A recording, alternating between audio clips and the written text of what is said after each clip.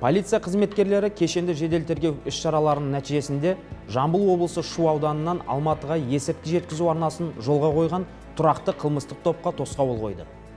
Жедел тергеу топтары арнайы мақсаттағы бөлініс жауынгерлерімен бірлесіп, құрықтау операциясын бір уақытта Алматы қаласы мен Алматы облысында іске асырды. Марихуана мен гашишті заңсыз өткізуге қатысы бар 11 адам және оның ұйымдастырушысы анықталды. Олардың қатарында сатушы мен сатып алушылар, тасымалдаушы, үй-жайларды жалға алушылар мен өлшеп ораушылар бар.